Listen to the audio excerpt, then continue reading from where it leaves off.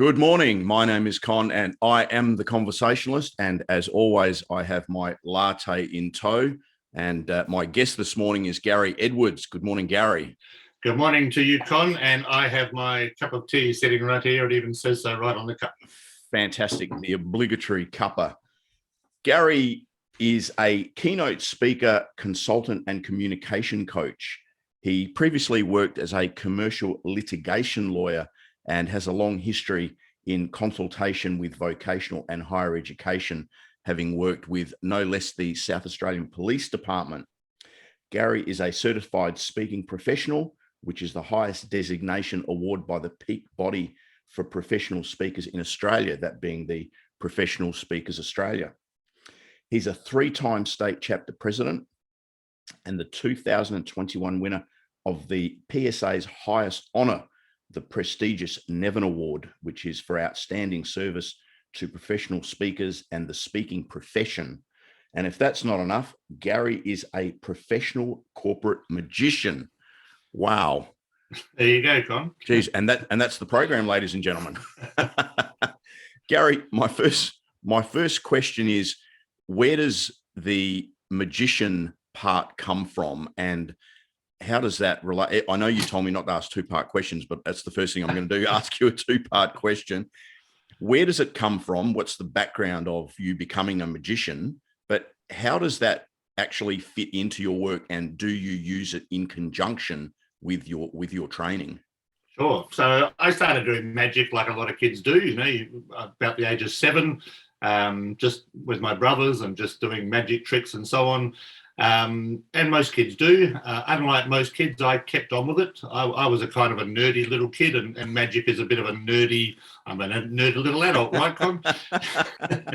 And, magic is a nerdy thing. It's kind of a little intellectual puzzle type pursuit. So I kept doing it, and I did it as a hobby for most of my life.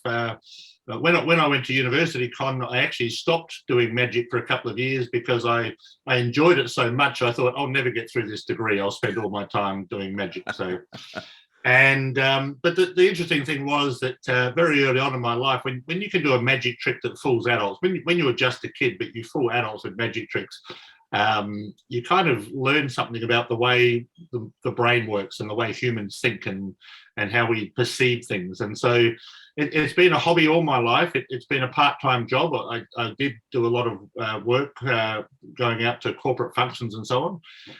But it's also kind of been a bit of a social experiment. You just learn a lot about the way in which the human brain works. And so the second part of your question, I do use it in my presentations. Partly it's an engagement tool, it keeps people interested. But largely and I've worked this out along the way, there's a lot of metaphors and there's a lot of meaning in magic that applies to communication. You're absolutely right. And for those of you, a gratuitous plug for myself, I'm also a speaking and communication coach, not quite at the level of my guest just yet. However, we do say that engagement and getting attention early on is absolutely paramount.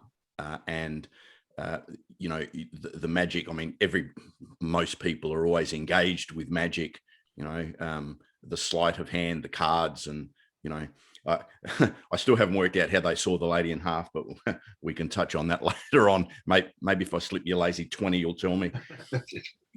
Gary, the importance of influence. People say to me often, well, I can talk, why do I need to communicate better, or why do I need to be a better speaker? What's your answer to that? Yeah, I find that a lot of people want to be because essentially they're not getting some outcome that they want. And I remember, my first thinking about this was years ago when I realized that a lot of people in situations don't achieve the right results. And when I was working as a lawyer, I'd have clients come to me and they'd have some, argument with someone, and we'd end up going to court or negotiating something. And I found myself thinking, the reason why these people are having a problem isn't because they don't know the law. I mean, they didn't know the law, but that wasn't really their problem. Their problem was their inability to talk to other people and to negotiate and to, in broad terms, to be influential, to be able to interact with people. And more broadly, again, I've seen a lot of people, we all have, who you just kind of feel as though, you know, sometimes their life passes them by and they never really achieve their potential. They never really make those connections that that would help them to achieve their potential. So yeah, and again, from a magic background, I was always interested in conflict resolution. I liked, when I was a kid, I liked arguing with my brothers. I mean, this is bragging a little bit, but I remember the brother up from me one day, he and I used to have these long arguments, and they weren't heated arguments. They were kind of clever, like try to catch each other out type of thing. Yeah. And I remember him saying to his girlfriend one day, he said, "Don't ever argue with Gary, you won't win." And I was really pleased with myself because my older brother had said this, and I went, "Oh, that's good," you know. So, you know, it's just that kind of, as you know, Con, in every conversation, there is the opportunity for it to go this way or this way, or 100 different ways. Yeah, that's exactly right. That's exactly right. And geez, that would have been, you would have put that bragging rights. Don't argue with my younger brother. Yeah, that's right. Put that in there. Yeah. Gary, let's go back some way now. You're a commercial litigation lawyer. Now, of course, everybody jokes about how much money lawyers make, depending on what level you're at. Firstly, what drew you into the legal profession? And then why did you get out of it? Yeah. So, you know, when you're growing up, you think of things you want to do. Eventually, I settled on either being a lawyer or a teacher. My oldest brother was a school teacher. I was really interested in teaching, and obviously I now do a lot of training and coaching. I didn't think I wanted to be a school teacher. I didn't know what else there was, but I had that in the back of my mind. And I was interested in, as I said, interested in arguing, interested in ideas, and for some reason, you know, all of that kind of coalesced into becoming a lawyer, which I went and did that, and I really enjoyed it. What I enjoyed most about it, I think, to some extent, was just helping people, and also bringing in the teaching side of it. The thing I particularly enjoyed was educating people, being able to tell people what they could and couldn't do, and helping them with it from an educational point of view. How I got out of it? Well, eventually I sort of just transitioned over. I got an opportunity to teach business law at TAFE. TAFE uses a lot of external people as casual lecturers, and I remember really enjoying that. And I can tell you, Con, the very first night I ran a 3-hour lecture on business law. I went away floating on a high, and one of the reasons for that was, when you're in court, you're putting forward an argument, and there's someone else on the other side putting the opposite argument. I remember standing there in a classroom for the first time, and I was telling people things, and there was no one arguing the opposite. And they just wrote stuff down. Now, they wrote it down because it was in the exam, you know. But I just remember going, "This is amazing. This is all the good things about being a lawyer and none of the bad things." So there was that attraction, but also I started to get kind of frustrated, and that happened over a period of years. Sure. But I also got frustrated with being a lawyer because it really felt like I said, people got to me and it was kind of too late. You know, one of the frustrating things about litigation is you go to court. The best I can do for you is go to court and get some money, you know, a lump sum of money, and the client's never totally happy with that. But that's about as good as it gets, you know. I can't take you back in time. I can't change things. And I remember thinking one day that I came up with this phrase, that legal skills are wasted on lawyers. What I meant by that was they wanted me to communicate, negotiate, advocate, etc., resolve conflict at the point where those skills were of minimal use. And I just thought, you know, if everyone had these skills, they wouldn't need me in the first place. So I was less interested in teaching people about what their legal rights were, and more in terms of teaching them just how to communicate better. In other words, how to actually avoid needing somebody to explain the law to them. Yep, exactly right. Yeah, that's absolutely right.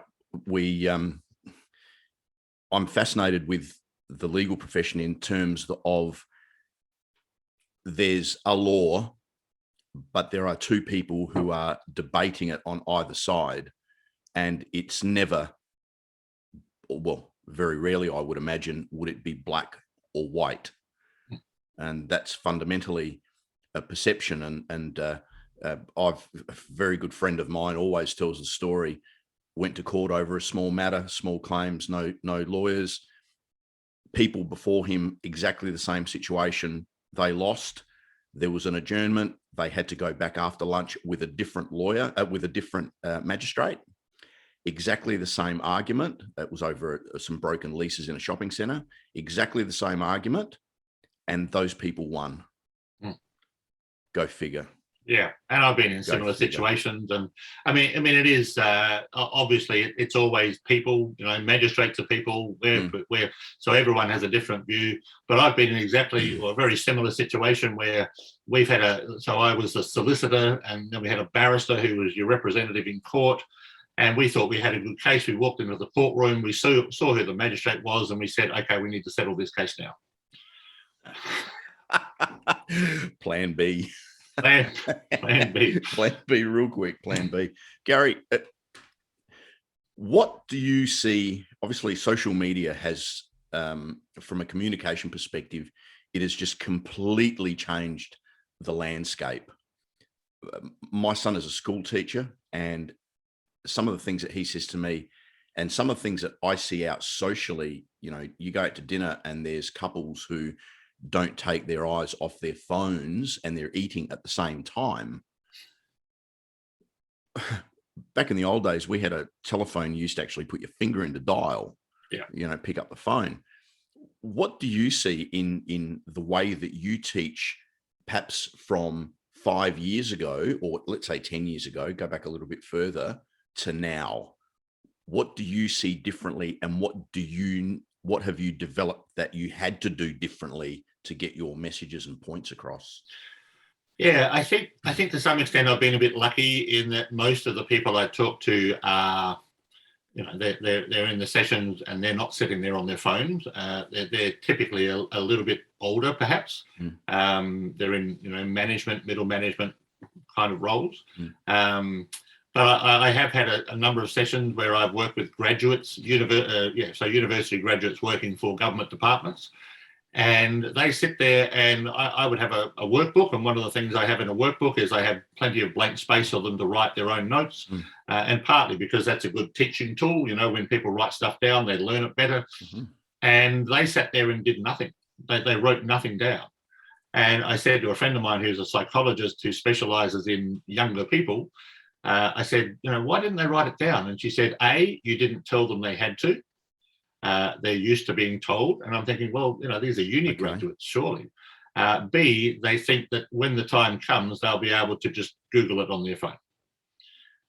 So, they don't want to learn in the sense that you and I learned. It's more instantaneous access to knowledge. All that they need to know is in their phone.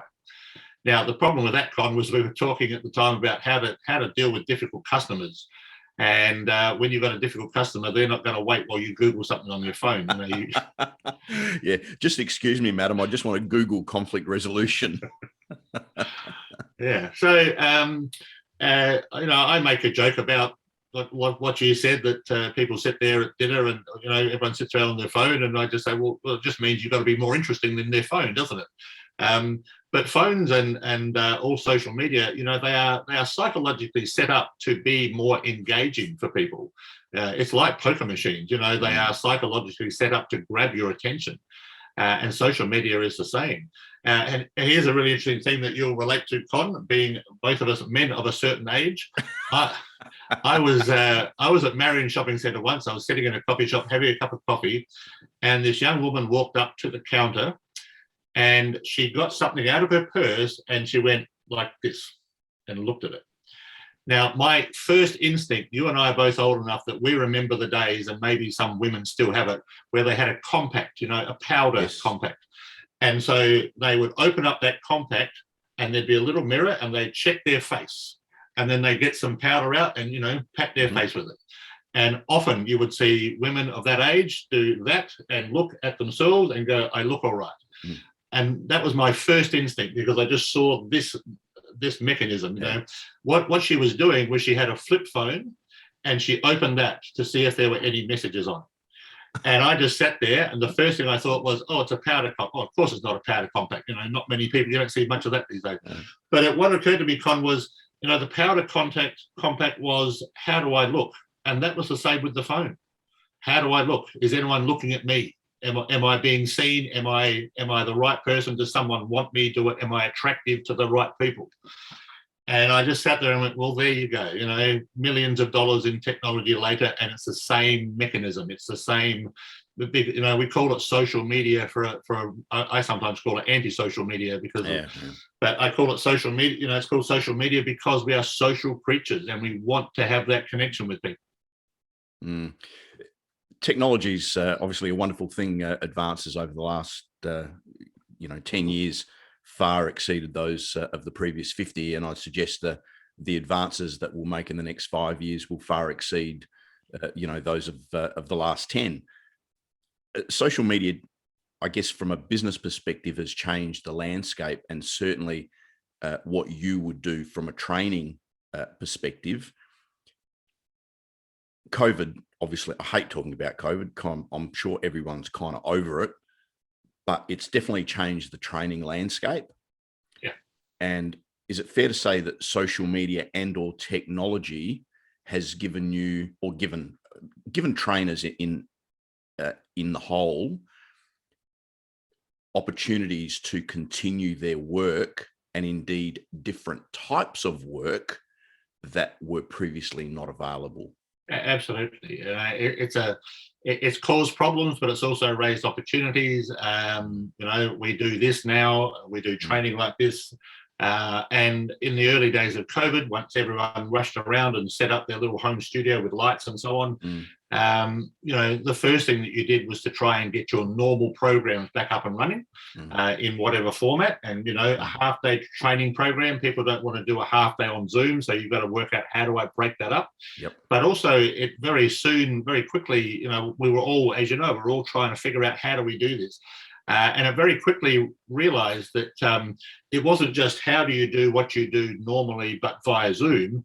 It was also now possible, and I've done this, to Zoom into a meeting at a client's. They might have, one of my clients has a lunch and learn session. So they'll have during lunch, everyone eats their lunch and they learn something. Yep. So I provided them with a half an hour recorded thing that they could play during that session.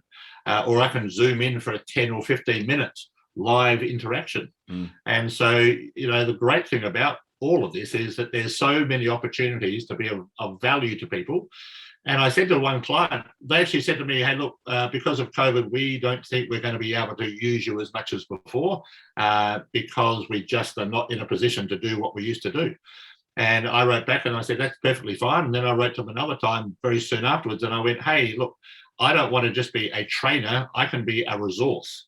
And so that's what it's about. It's about providing your information as a resource through multiple channels in whatever way the client wants. And pretty soon after them saying, we don't know we can use you anymore, they were back using me because we'd all figured out how we can do it differently. And I'm going to give you a gratuitous plug here, even though you're a guest on my program.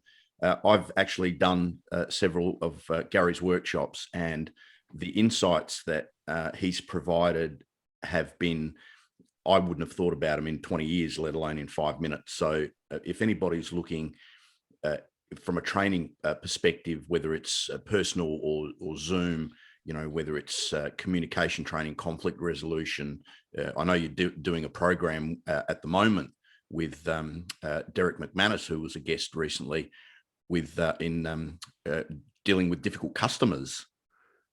So yeah, free plug there, mate. I think the work that you're doing is the work that you're doing is absolutely outstanding. Gary, it's all fun and games, and life is not all beer and skittles, as we know. I also know you've been very gracious and vulnerable enough to share some of your past experiences with me when we've caught up. I know there was a period back in your life where you did suffer from depression. Would you share, I guess there's always a starting point, I think, where that comes from, how it affected you, and how you dealt with it. Now, that's a 3-part question. You've told me off, don't ask multiple part questions, but I figure if anybody can handle it, Gary can handle it. A, B, and C. Here we go.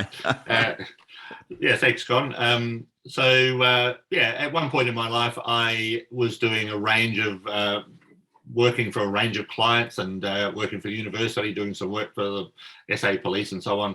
And I realized I can keep doing this forever. I enjoyed the independence of that. And I thought, I just want to see whether I can do the old work for myself thing, and I've never really been someone who wanted to work for myself, but I enjoyed the independence, and I thought, well, let's see if I can do this. So I kind of gave that away and set up my own business to, go out and do training, speaking, etc., which I've now been doing for about 20 years. So, it's worked along the way. But at the time, I didn't know whether it would. And I'm an introvert by nature. And so I kind of enjoy being home on my own, I don't need to be out with people all the time.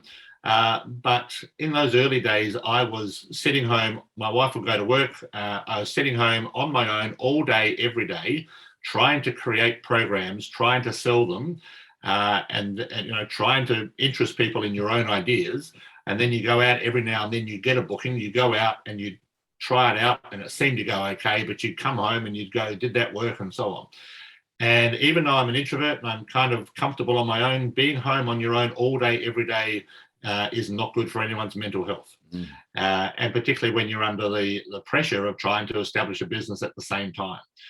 And so that continued for a couple of years. And then my father died unexpectedly at some point in that early period.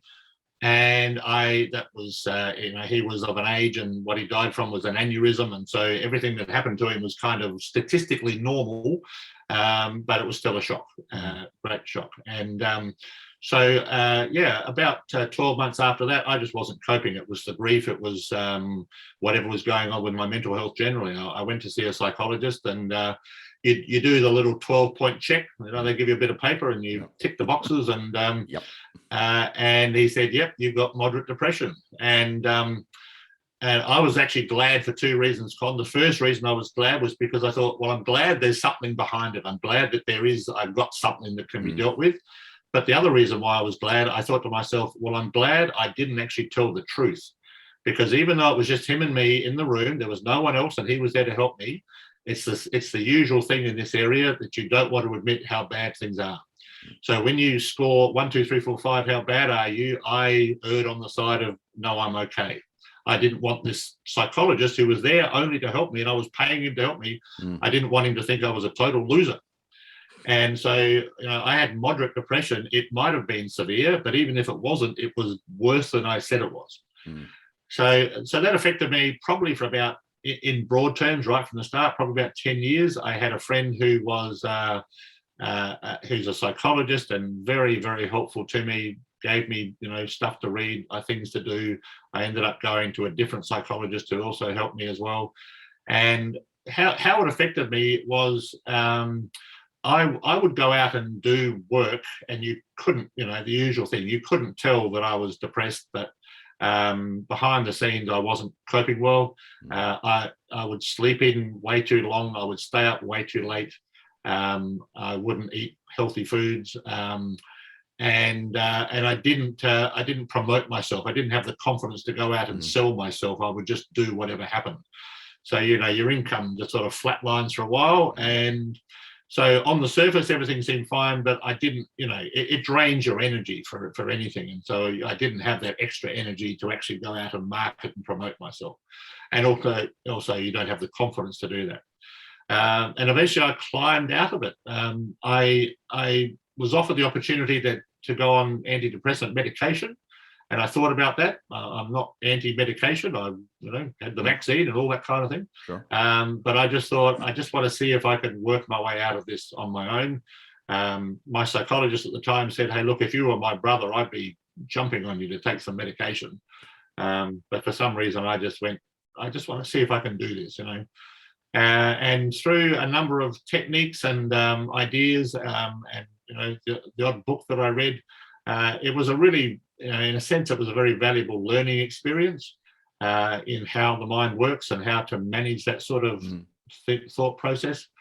And I now talk about it to other people. And one of the things, of course, is we're all much more aware of it. We're all much more tolerant of it. But in workplaces now, people are still worried. If I say I've got a mental health problem, they're still worried what it will mean for them. And I've spoken in workplaces, and I have said to them, because I want them to know that I understand, I've said to them, hey, look, I know that some of you won't speak up about this because you're worried about your job.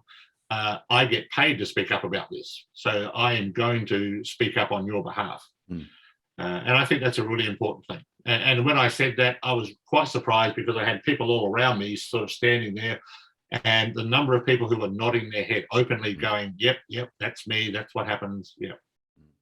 That's exactly right. Nobody, well, not nobody, a lot of people don't want to admit it for fear of whatever the consequences or retribution may be, whether it's in the workplace or at home. That's right. Yeah. You know, and I think, you know, having spoken to Nathan Bolton, who just an amazing man, 2 tours of duty in Afghanistan and suffered depression and PTSD. He says it's just, he's always had this, he grew up, you know, you're a man, you can't show any signs of weakness. And I'm glad to see, and he acknowledges through his work with Bolton Brothers, that there is the tide is turning, and there is not that there's more mental health issues, but there's a greater awareness of them, but more people are prepared to actually speak up about it. Yeah. And so it's important that, you know, we look to people such as yourself and Nathan and these people, males in particular, who have gone through, as Nathan called it, the black dog, and come out the other side to show and demonstrate that there is hope, there is a way out. It's not a no exit door. That's exactly right. Yeah. And what I'm fascinated by is what you did in the way you went about it. Just for the benefit of the listeners and viewers, can you just briefly touch on, I guess, some of the techniques or some of the strategies that you engaged to help you to avoid medication? Because, you know, the old tablet, as you said, your psychologist said, if you were my brother, I'd jump on you to literally shove the pills down your throat. Yeah. And we're so quick as a society nowadays, you know, to almost self-medicate. So what strategies can you share? Yeah. And so, you know, one of the problems, of course, with depression is that, you know, if you've got a sore leg or a broken arm, or you don't feel well, you can use your mind to help push you through whatever you need to do. But when it's your mind that's the problem, it's hard to use your brain to fix itself. And so it's not just about willpower, because your mind is literally not working properly. So a couple of the techniques, one is, and some of these things are very simple, and they're just sort of a realization. And one of them is just the idea of the seesaw. That you know, the seesaw has a lot of, you know, it's down like this, and down this end are all the bad negative thoughts that you've got. And one of the problems is we focus on those negative thoughts. How do I get rid of them? You know, I don't like these negative thoughts. I want to get rid of them. And so one thing that was just a revelation for me from the psychologist was everyone has negative thoughts of all sorts of different types. Sometimes they get overwhelming. You don't have to get rid of the negative thoughts. And in fact, the more you focus on getting rid of them, the more you are spending time focusing on negative thoughts. You actually need to just outbalance them. You know, you need to put good stuff on this side. So a large part of the therapy, I guess, that I did was about not just looking on the bright side. It's not just that, but it's doing things in your life that you enjoy that ultimately outweigh the negative things.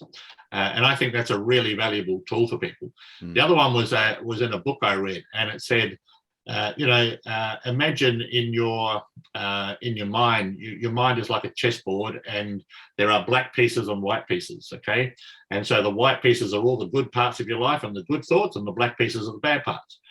And so I would ask you, Con, and this is the question that they ask you in the book. So which one is you? Are you the white pieces, or are you the black pieces? And everyone goes, well, I'm the white pieces because I want to be positive. I want to be happy. And the book says, no, you're both, aren't you? You are both, because they're both there in your head. You are the white pieces and the black pieces. And there's a little analogy that, you know, we don't get much mail through a letterbox these days, but you know, when we did, we would get good letters and bad letters. We get letters and we get junk mail and bills. And bills. That's right. And so, you know, and that was a real revelation for me, that, you know, you want to be the white pieces all the time, but you are both. Now, the really interesting thing about this, Con, is that that's what it says at the beginning of the book. You know, on a chessboard, here are the pieces, and you are actually both of those pieces. And you go, oh, okay, right. Then you get to the end of the book, and it says, hey, you know that little analogy about the chessboard and the white pieces and the black pieces? You're not the white pieces or the black pieces, you're the chessboard. And so you are just the surface on which these things happen. You know, using the post office box analogy, you're not the good mail or the bad mail, you're the post office box. So your brain is just a thing, and I know this really well now, your brain is just a thing that generates ideas, and it generates good ideas and it generates bad ideas. That's its job. Its job is to generate your whole heap of ideas. And sometimes, for various reasons, it generates lots of really bad ones, and you tend to focus on them. But you're the receptacle for these ideas. You're not, you are both, or you have both, but you're the surface on which these ideas are battling with each other.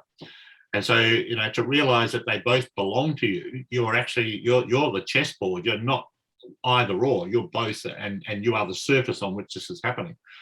And now, and part of the techniques that psychologists will teach you is that, you know, when you, and this is a mindfulness technique, you know, if you sit there in mindfulness, if you do meditation, your mind will wander and think about all the different things that are going on in your life, good or bad. And the technique is always just let that thought come into your head and then let it go back out again. In other words, you don't have to grab a hold of it and hang on to it strongly. And that's the same with any sort of depression. You know, it does have a very strong impact on you. So I'm not minimizing it at all. But just to have that fundamental realization that these are just ideas and thoughts that come into your head. And they are not, in a sense, they're not any more than that. They are just an idea. They are just a thought. And I say this to people in workshops, that some psychologists, if you have anxiety, they'll get you to write the word anxiety 100 times on a piece of paper. And what they're doing is they're saying, look, just get this word out of your head and out into the real world.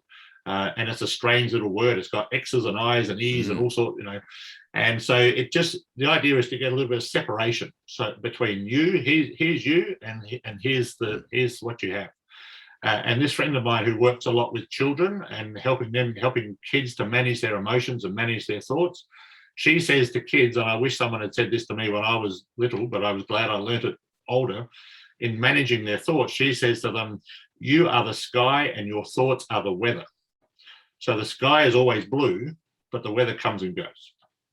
And I just think that's a great, you know, that's what our emotions are. That's what our thoughts are. That's very powerful. Very powerful. Yeah. I'm certainly not a psychologist, and before all the psychologists and psychiatrists out there write in and want to roast me over this, I've been on a journey, for those that know me well, of we'll call it discovery and personal development, probably for the last 12 years. And one of the things that I've learned is, you know, people say, oh, I'm an anxiety sufferer, or I'm a this, or I'm a that. And the power of our language to label ourselves is it's extremely powerful. And we have this ability to relate a word and then attach it to ourselves.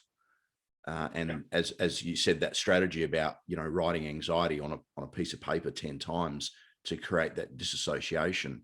And yeah, we definitely, for those out there, if you think there's people that only have good thoughts, think again, because they sure as heck don't. And that idea of labeling, Con, you know, that's why these days, and some people say, oh, it's just political correctness or something, or it doesn't matter, but it matters a great deal. That, you know, that's why these days we don't tend to refer to disabled people. We talk about people with a disability. You're a person first and you happen to have a disability, or homeless people, you know, homeless people.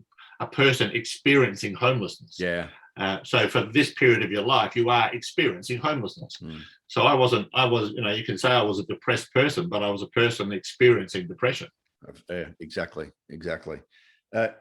Gary, I want to go back to, we talk about influence, and influence. I guess there's a fine line. We've spoken about it. There's a fine line between manipulation and influence. And I think the easiest way to explain it is influence is kind of good, and manipulation is for, Dr. Evil purposes. I read a fascinating book recently, and the gentleman talks about we negotiate every single day, in so many different transactions. People don't see that. In fact, one of the things that I do in my workshops, I ask, and I know they're not in sales. I always say to them, how many of you are in sales? And of course, nobody puts their hand up. I go, well, here's the first mistake. You're all in sales because we're selling our ideas. We're selling our proposals, trying to get the kids to go to bed at night. We're selling it to them. How can, from your experience, how can we get that message to be louder for people to understand the importance of being better communicators?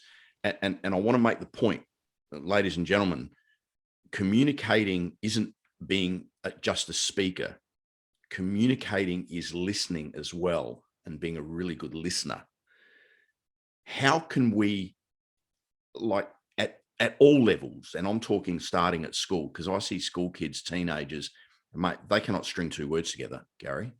And I worry for them, how they're going to go on a job interview. How can we, it's almost like a movement here. What do we need to do? Yeah, and there's a lot of ideas in there, isn't there, that, you and I both know, most people know that talking is not the same as communicating. Talking is not necessarily communicating. Communicating is, I think, not just getting your ideas across, or the point of communication is not just to get your ideas across. And I say to people, the point of communication is to get the other person to take some sort of action. Now, that's not necessarily pushing them to do something right now, but the action might be, I'm telling you something, I'd like you to remember this because it's useful later on. So, the first thing about communication is to be able to think about, right, what am I doing here? Why am I talking to someone? Now, if you're having a barbecue with your family, well, then the communication is just very low level. You're not trying to achieve anything really. But in business or in life, the reason why we communicate, like you said, in a job interview, is to get the other person to take some action, which is to think well of you, to make a decision to offer you the job. And I think we need to, as with any communication, there are metaphors, there are ways in which we need to think about communication that help people to do it. I remember, and I use this analogy a lot, I remember years ago, a friend invited me to their place for Boxing Day after Christmas. And so we had a barbecue, and they invited the couple from next door, a young couple.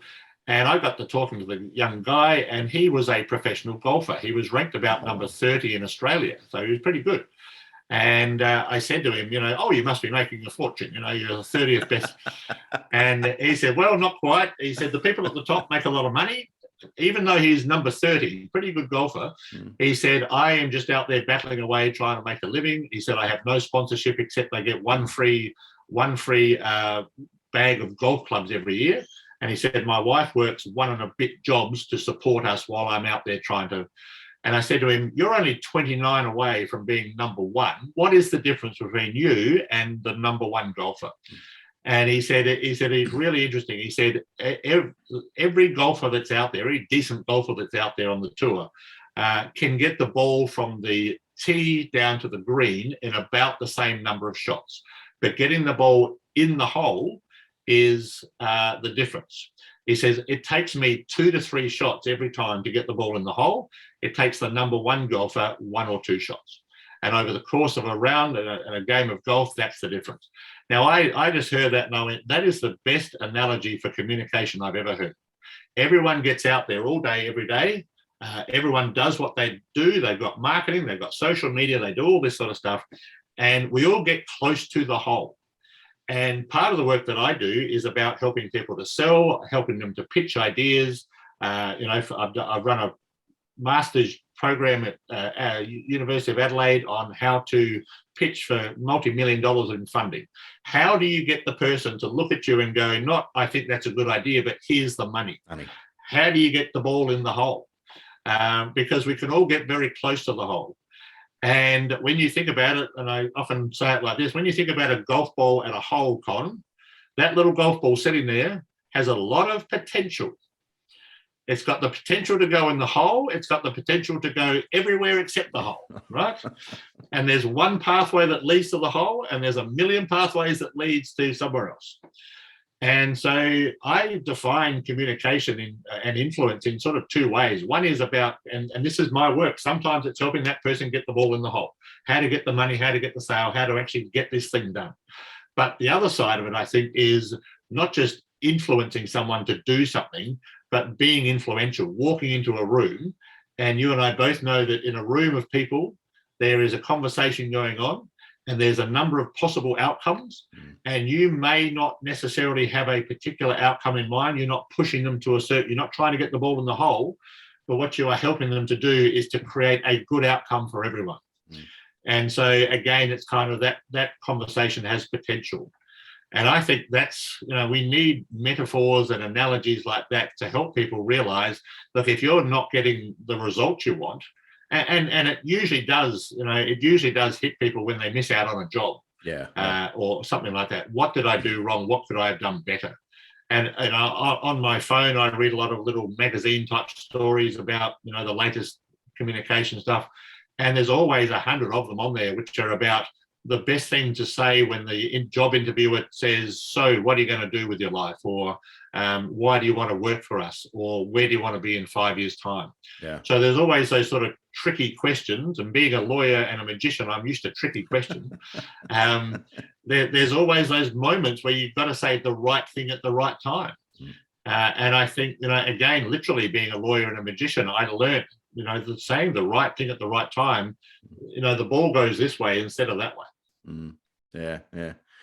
Gary, we could continue this conversation for another couple of hours, and there's many other subjects that I think we could have another episode and have another chat, particularly regarding the PSA. What I do want to say is I just want to touch on the Nevin Award very briefly before we wind up. The Nevin Award is for outstanding service to speakers and the speaking community at large. I've not known you for very long. I've known you probably for about 4 years, I'm guessing 3-4 years.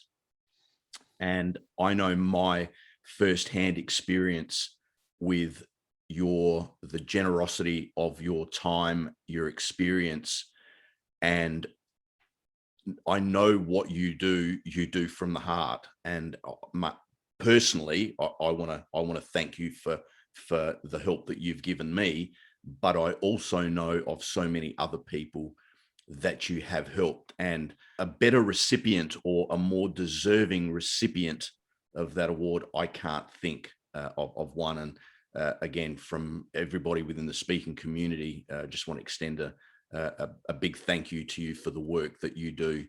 Thank you, Don. You are an absolute gentleman and a scholar. Ladies and gentlemen, this is the Nevin Award. Okay.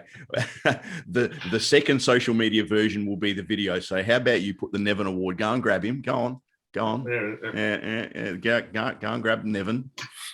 There he is. Ladies and gentlemen, there is the Nevin Award for when you watch the video. Gary, it's been an absolute pleasure this morning. My name is Con. I am the Conversationalist. And until next time, bye for now.